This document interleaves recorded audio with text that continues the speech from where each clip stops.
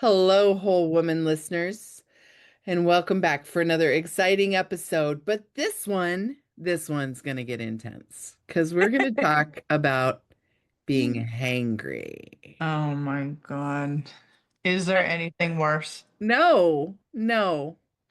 And it doesn't happen to me very often, but Rachel and I, we like to binge record. And I could tell in the middle of our last podcast we were recording that she was headed there. She was headed there.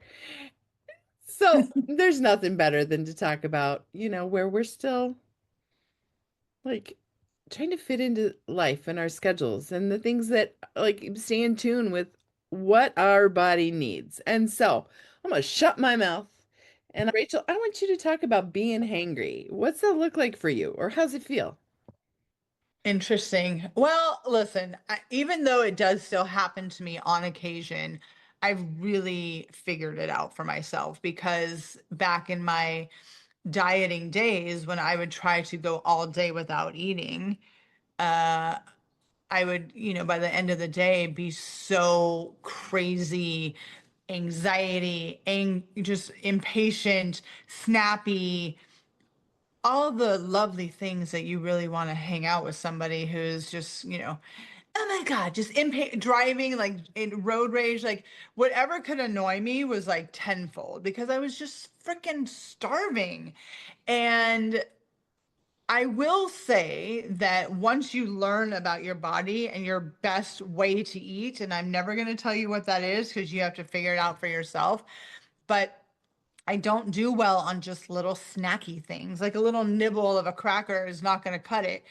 I need to eat, especially if I'm going to be active all day and home organizing for people all day. I either bring my lunch or I tell my client like we're going to need to stop for lunch, like whatever that looks like.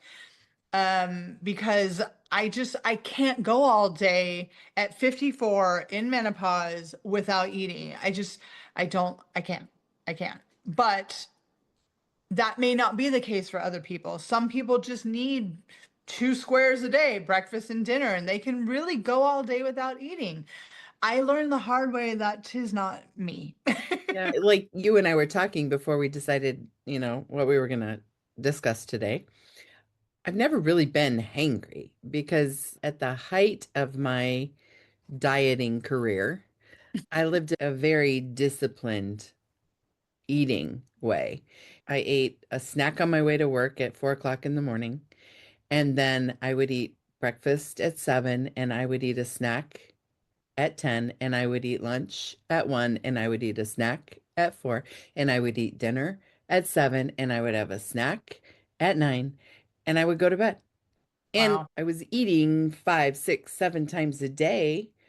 But when I missed one of those, if life happened, or if I had an appointment, or if I had someplace where I couldn't take my little baggie of chicken breast and vegetables and whatever, cashews, I don't know. If I couldn't take those with me and like feel like I could sit there and eat, I too became hangry because your body learns to expect things at a certain time. Yeah. And I've never just avoided eating ever in my life unless I just get like so busy that I can't. But I experienced, I think, some of the same things you went through when I missed my 3 hour windows. Yeah. It's nuts what we do to ourselves.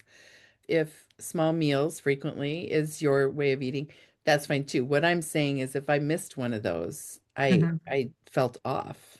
And for me, it wasn't angry. It was tired. I need a nap. I hate whatever. I mean, like just no energy. So You just became Eeyore from Winnie the Pooh, super yeah, fat, just like yeah. all lethargic. Yeah, I think the surge and then the drops in your blood sugar Mhm. affect people differently. And for me, it was just like my impatience was probably the main symptom. When I knew I was getting really impatient, I'm like, okay, I need to eat. And I don't know about you, but when I finally did eat something, especially if it was protein, I literally can feel my blood sugar stabilizing. Mm. And when I figured these things out, I stopped doing that to myself. And if that means that I have to have a snack in my bag at all times or use my words when I'm with another person, be like, I need to eat. I'm so sorry if that inconveniences you. But luckily most of my friends like to eat too. So going and stopping for lunch is not usually an inconvenience. Yeah. But I hear you. I think that when people tell me I forgot to eat, I'm like, huh? Right. That does not compute to me. Mm-mm. But it's so valuable to learn what kind of eater you are. And Yeah. I also believe that as a personal trainer in my career, you hear so many dumb things that professionals will tell someone, especially if they're on a weight loss journey, how to eat, right? And to just be able to teach someone to listen to your signals, Hmm. I think is more valuable than what to eat. I don't know if you agree with that or not. 100%. And like I do all the time, I'm going to come right back to my grandkids, right? Because they are too young. They haven't been buffaloed yet. No one has told them this is how you're supposed to feel or that you have to wait, right? Because when you're little, you demand food when you're hungry, sleep when you're tired, a bathroom or a diaper change when you gotta go, right? Yeah. You're not trying to stay in control of your body. They're just living their lives. And we're so conditioned. And it took me a long time when I started exercising again and trying to eat whole foods rather than just like making it through, Yeah. um, to let my body tell me what it needs, whether Mm, it's what it needs and how I feel or the time of day. But I really truly now am not on a schedule. I eat when my body says, "Hey, I'm hungry." yeah. And that might be, If I may interrupt, what yeah. is your tell? When you're hungry, what signal do you pay attention to that that happens for you? Well, the immediate and the most annoying is my stomach growling, right? Okay. Okay. But it might be the middle of the afternoon and I'm just so tired. And then I think to myself, oh, yes, I ate a late breakfast, but I didn't eat lunch. Mm, Yeah, and it's not that I forgot to eat. I just, in the course of my day, oops, 4 hours or 5 hours has passed and I'm hungry. I could go without, but my body's telling me otherwise. You know what I yeah, mean? Yeah. I do know what you mean. I remember there was days where I would get so angry at my hunger when I was in the throes of my dieting. Mm, My stomach would growl and I'd be like, really? mm, I'm trying to lose 20 pounds. I don't have time for you. yeah. I just used to, why do I have to be hungry? Do And when you, I, go ahead. yeah, I'm sorry. No, go. Go. Does it still annoy you? And if it does, like if you can't eat in the moment because you just got to finish this one little thing or whatever, do you still try to quiet the hunger or do you let it be and then take care of it? Because I used to drink water or I'd chew gum or I'd eat a bite of a bar or something just to shut it up, you know? I mean, I used to do all those things too. That's why I'm Yeah. laughing. But I do not get angry at it anymore because what I was going to say before you so rudely interrupted me was that that now that I know that that hunger is essentially my car asking for gas, it's on E. And if I don't give it gas, we're not going anywhere. Yep. So to associate my hunger signals with fuel and being able to continue through my day, of course, how can I get angry at that? It's what it needs, right? That's how it runs. But are there times still where, like you said, I'm in the middle of a podcast and I can't eat at the moment? Of course, I'll take a sip of water, or like on our break, I shoveled something in my mouth while we were getting ready to record again. So I do make concessions. But in a perfect world, I planned for my day. Like if I'm going to be gone at work all day, I do have my lunch packed. And I always ask my client, do you mind if I put my lunch in your fridge? Mhm. And I will take a break and I will eat. I know myself. I'm not going to be any good to you if I'm hungry. And obviously, my stay in the hospital last year taught me a lot about foods and what my body really needs to continue going. And so bananas have become a big part of my life since then. And they're super easy to travel with. If I'm going to be gone all day and I'm just preemptively, I'll bring two. Who knows what's going to happen? But home organizing is very physical work and you burn through a lot of calories. So even if I have a substantial breakfast by 8 a.m., I am hungry again by like 11 or 12. So I need to help myself and I need to be prepared for that. Hmm. Is there anything that you have found works for you in stretching the window? So like if you know you're going to be busy and you said, I'm going to have a substantial breakfast but I'm hungry again in 4 hours or so. If you know you're going to have a busy day or a day with a lot of energy expenditures, do you switch up your breakfast versus a different day? Like, does that make sense? It does make sense. I know Yeah. what you're asking. Are you trying to, Uh, do you ever try to tame the beast or like keep it at bay a little longer than normal is what I'm asking you. Not really, because I hate feeling like that. And Mhm. I didn't realize how often I used to do that to myself in my 20s and 30s. And getting to that point, I mean, my bestie and I are both Sagittariuses. We're both have the same hangry things that happen to us. So we joke about it all the time. But I don't like feeling like that. I don't like feeling like my whole world is going to come crashing down because I'm so angry and so impatient and so emotional. And I just would kind of invite our listeners to understand that food is such a critical part, and what you eat is such a critical part of our lives that a lot of behaviors that you think are just normal, they're not. There's no reason that at 3 o'clock you should be under your desk taking a nap because you have no energy. Or in my case, like running around like the Tasmanian devil because everyone and everything is pissing me off. Yeah. So to learn that about yourself is super valuable, and I invite you to kind of do a little research on that. But to bring it back, I definitely, if I'm going to be gone all day, you best believe I have a bag of snacks. Hmm. Hmm. Yeah.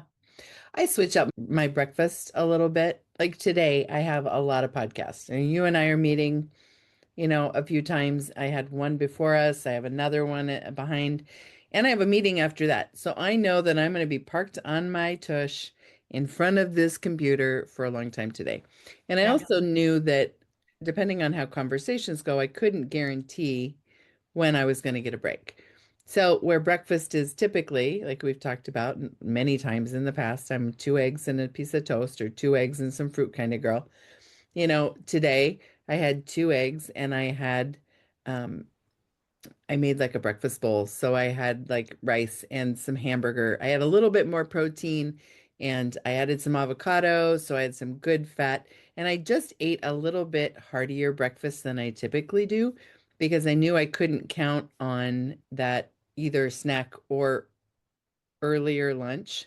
Yeah. Um, and it'll hold me. Not that I'm trying to avoid eating, but I Yeah. mean, Yeah. it'll Yeah. hold me just a little bit longer.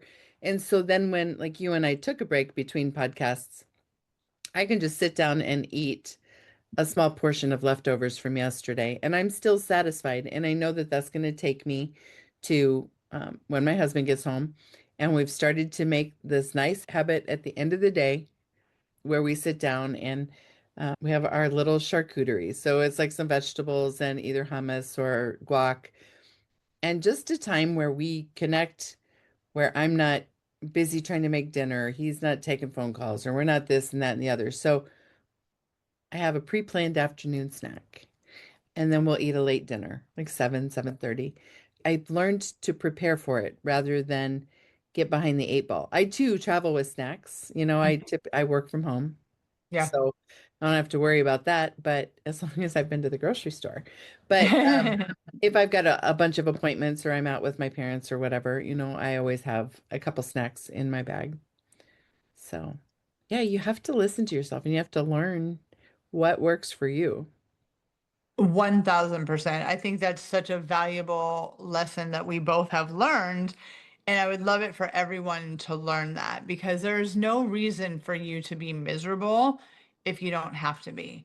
And do we love packaged ultra processed foods? Not really. I do know that there are some companies that are trying to do better and make some snacks that are based in whole food, that at least, headed in that direction.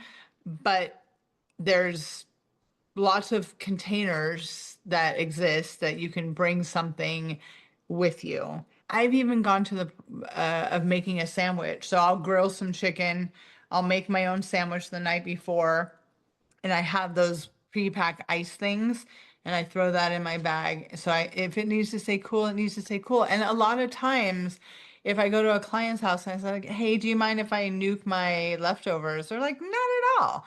So whatever that stigma is of inconveniencing other people to take care of yourself would also be a great invitation to kind of let that go and understand that you're doing a job, you're working in someone else's home or you're working at the office, but you still have to take care of yourself so you are your best self. Yep. And to put that above any kind of embarrassment or discomfort is also a win.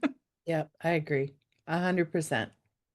Food is beautiful, and I really am so grateful, and I'm being really serious right now that I've healed my relationship with it, because for it just to be a part of my life and to let it do what it's supposed to do, which is nourish my body and fuel my body. And it can be the same few things, or I can have a variety of foods in my life. But to know that it's there to take care of me instead of hurt me or make me as big as I can possibly be, I don't even know if I can express the level of gratitude that that lesson has taught me. Yeah, I was thinking the other day how having a conversation with someone who's really struggling with their food and they're where we were. You know, Hmm. we have this list of bad in our head, all the things we can't have. And it stems all the way back from what you watched your role models consume or what you watched them avoid when they were trying to do something different. I'm not pointing a finger of blame at anyone, Right. but we're just all conditioned to think good or bad about things. Yeah. I don't even, oh, pizza. I made homemade pizza. And I was talking with a friend and she's like, oh, I haven't had pizza in 6 months. She's trying to get ready for her daughter's wedding. And I'm like, I make a pizza and I cut it and it's homemade. It's made with sourdough. It's got meat that we had in our freezer. It's got real cheese on it. It's got lots of vegetables on it. I have it with a beautiful salad, not because I'm trying to do anything except I'd love to have a salad and a pizza and a glass of wine. That's like the perfect meal in my world. I love that. And I eat one piece, and like the whole pizza is a ton of calories. If I were to sit down and eat the whole pizza, I might worry about myself. But if I sit down and I eat a piece or two, you know, the world's not going to end, and I'm still going to fit in that dress that I bought. And so we're so wrapped up in what's bad for us. And Hmm. yet, if we could just find that rhythm Yeah. when we feel good, not overfed, not underfed, do I have energy? Am I awake? Am I hitting on all Be nice to cylinders? people. Right? Yeah, being nice to people. Um, yeah, I wish that for everyone, but so many people are still struggling with. What the food is, not how it makes them feel. Yeah. Well, let me just tell you a little thing about pizza. I have found that Whole Foods does a pre-made pizza, meaning you take it home and bake it. And so Steve and I have, at least once a week, we go buy a cheese pizza. I doctor it up with some Italian seasonings, and he likes olives on his, so I'll put olives on his. And it's a good sized pizza. So I can either cut four each of us, so 8 pieces, sometimes six if I want a bigger slice, very thin. But honey, we eat that whole thing in one sitting. Mhm. Yeah. Mhm. We love it. It's good. It makes us happy. We tend to do it on the weekends where it's date night. We stay home, make the pizza, watch a movie, and it makes us happy. Yeah. So, I mean, you can eat your pizza however you want. We choose to Right. eat the whole pie. Well, don't get me wrong. I'm not opposed to it if I'm hungry. Yeah. But what I'm saying is if you're in tune with your body and you eat until you feel satisfied, not full, right? I Mhm. mean, like, you're active, you working out all the time. You're like I am on a Saturday, especially. I'm hungrier on Saturdays, and it's because I'm up and I'm doing all these things, and it doesn't matter. You don't have to justify your food. All I'm saying is no shame on you for eating a whole pizza. I stretch my homemade dough as big as I can. I make the biggest pizza I can. It's slightly It's not thick, it's not thin, right? I mean, it's just right. Yeah, yeah, yeah. And it's got like meats and cheese and lots of vegetables and things on it. And I'm so happy and so satisfied with a portion of it, but I love that the next day I've got a piece and I can just like it's so good I eat it cold, right? And so for me, it hits all the notes and Yeah. there's no guilt, no whatever. It is what it is. And that's the way our eating life should be. It is what it is. It is for me, it is for you. There's no comparison because our bodies aren't the same. Yeah. The one thing that I feel like I make that is so good to me that I can eat it at any time of the day and it's so sad is my pumpkin coffee cake. Like that, if I just want to take a fork and have a bite of it at any time of the day, I will do it because it just is so satisfying, so delicious, and just But you hit the nail on the head. There are also people who don't make coffee cake or don't make any sort of sweet treats. And I haven't seen the recipe, or I mean, I've seen the recipe, I've not studied it deeply. So I've never analyzed the nutritional value of it. But the thing is that, like you just said, I just take a bite, right? Just a bite. We've conditioned ourselves to think that things are bad. And because we think they're bad, when we bring them in the house, we overconsume them, trying to get rid of them so we can feel guilty and then move on. Instead, if we had it and we normalized it and we just enjoyed it, and you eat your eggs and toast in the morning and you think, that coffee cake's over there, and you have a bite. And then a little bit later, you have a podcast with me and we take a break because we take 5-minute breaks in between. Hmm, I want to have a bite. yeah. Okay. And then we finish with our last podcast of the day, and ooh, you're going to have a bite. Who cares? Because when it all comes down to it, you're not going to eat it if you're not hungry. You're not going to eat it if you don't feel like it. You're not going to eat it if you don't like it. I'm babbling. I do that. Yeah, But I I do really do understand that. what you're saying. Normalizing food in any form and getting rid of your list of these are the foods that I can never eat again because Mm. they're going to make me take up too much space. Those are the thoughts that we wish that we could obliterate. Yeah. So I do hear what you're saying, but I also think there is something to be said to understand that by refusing to fuel your body with food, that you are doing yourself such a disservice. You're not as kind, you're not as productive, you're not giving yourself the nutrients it needs for your body to heal Mm. and to replenish for doing it all over again the next day. Yep. Yep. I think I said this last episode. Amen. Right? You hit the nail on the head. We need food. If you get to that point where you feel hangry, not only should you eat for all of those people around you who are suffering, but you should eat for the good of your body. Mm, Mm, yeah, absolutely. Being hangry is such an a inconvenience. I understand that. But if you learn what kind of eater you are, I said this at the top of the episode, you can start to tailor your life around that and it just becomes second nature. yeah. Just like Kim said, Do days happen where you're busier than others and it might get tested? Of course. But there's nothing wrong with keeping a bar in your purse or your car or your briefcase for the dudes. Like whatever you know that is on your person, there should be a snack in there. Mm. Yep, and Tic Tacs don't count. Do they even make Tic Tacs anymore? I feel like I have not seen a Tic Tac in a grocery store in quite some time. Maybe I'm wrong. I think so. Okay. I don't know. My friend was telling me she was at the dollar store and they had a bag of those Jolly Ranchers in it. It was just the grape and watermelon flavor. So somebody screwed up and just put those two flavors, unless that was purposeful, who knows? But long story short, I have not put a Jolly Rancher in my mouth since I want to say high school, but that could be wrong.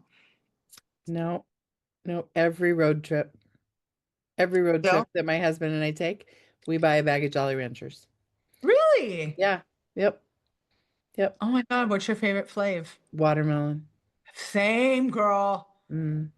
Same. Yep. And they still taste like they did when we were in high school. Well, of course they do because it's red dye 40. You can't change that flavor. But yeah, watermelon was my jam. Yeah. Yeah. Are you old enough to remember that they came in stick form once upon a time?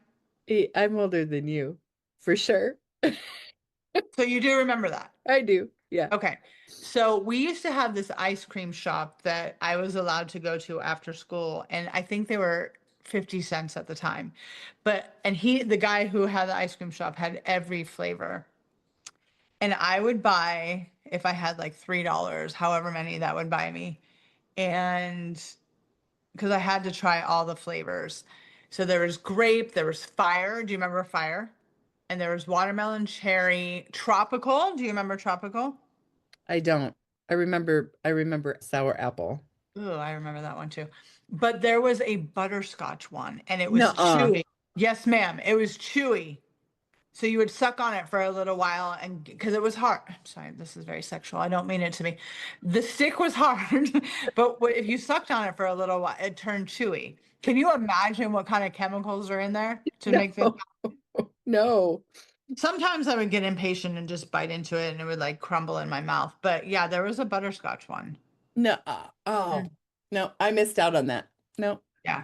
But yeah, he had every flavor that they made. And I would eat cherry, but Mm. watermelon was always my jam. No. Always my No. favorite. I'm the kind of person. Here's who I am. I'm just sharing with the world. I'm the kind of person that I could buy a whole bag of assorted normal size Jolly Ranchers, and I'm only going to eat the watermelon ones. So if there are no watermelon ones, when I open the bag for some odd reason, I don't need it. Interesting. Yeah, So I'm not. you don't have a backup flavor. No, no, I don't. I don't like the sugar that much. I don't like whatever. I love the watermelon ones, and it's a nostalgic thing for me. It's a taste I Yeah. remember and I like. And Yeah. so, I might have four individual candies a year. Yeah. Yeah. Yeah. But like if it's not my thing, I don't need it. I'm not gonna settle. It's like Wow. with ice cream. If I walk into an ice cream shop and nothing speaks my name, Oh my God. I will I'll always sit and find watch something. you. No, I'll sit and watch you eat ice cream. You can't even just have basic chocolate. No, because it doesn't do it for me. I don't like that. Don't take that wrong. I consider it to be a blessing that I know what I like, and if they have that, I'll eat it, but I'm not driven by sweets. Now, if I was craving potato chips, like when I go to a restaurant and they have like homemade just cooked today kettle chips, Oh God. right? So Yeah. so I may be craving potato chips, but if they offered me tortilla chips instead, I'd be fine. But with Okay. candy, no, I pass. Yeah. You know what? Okay, I get that because let's say I walk into an ice cream shop and literally all they have is Rocky Road and pistachio. I'm out of there. Yeah. I mean, there's no calories that are worth those two flavors for me. I think they suck. Like carrot cake. Ugh. Yeah, same thing. If I walk into a bakery and they're like, "Oh my God, we only have carrot cake today," I'm like, "Thank you, bye bye."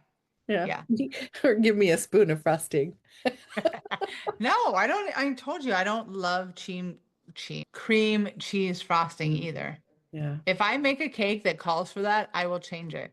Oh, well, I like the flavor. Anyway, so we digress. I know But we're always end up talking about food, which is yeah, fine. but what fun, right? What fun. It is fun. It's fun for us now, but you do remember those days where it was like a torturous conversation. Yeah. I think our mission statement should say, make food fun again. Oh my God, can we? Yeah, I think What so. would the so MF I already like it. M make food fun. Oh, so MM MFFA. maybe I still need to have a little more protein. Yes. Oh my God, can we please get a t-shirt that says that? Yeah. I'm gonna wear it. All right. Okay. Okay, friend. This has been Uh, fun and yeah, so much more fun than if we wouldn't have taken a break before we recorded.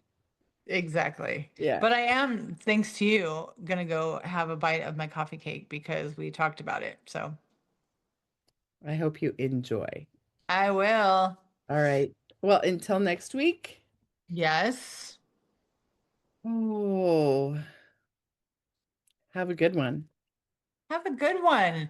And I can't, I mean, we are going to talk about it, but I cannot wait to hear about your writing retreat that you're going on. It's going to be fun. I'm looking It is. forward to it. Yeah. Good. All right. Enjoy, my friend. All right. Take care. Bye. Bye.